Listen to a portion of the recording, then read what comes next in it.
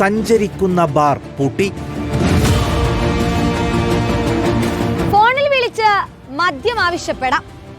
ആർക്കും ഏത് സമയത്തും എവിടെ വേണമെങ്കിലും മദ്യമെത്തും.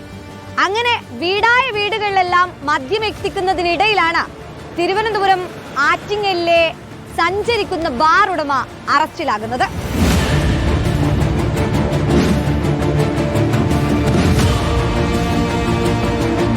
സ്വന്തം ആക്റ്റീവ വാഹനത്തിൽ കറങ്ങി നടന്നാണ് മദ്യവിൽപ്പന.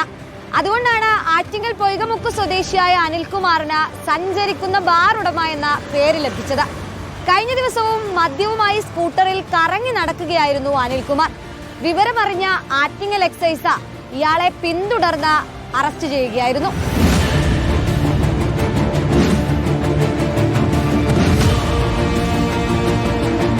മുൻപും മദ്യവിൽപ്പന നടത്തിയ കുറ്റത്തിന് ഇയാൾ ജയിൽ ശിക്ഷ അനുഭവിച്ചിട്ടുണ്ട്.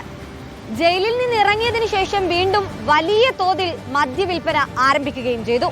പിന്നാലെയാണ് എക്സൈസ് സംഘത്തിന്റെ പിടിയിലാകുന്നതും.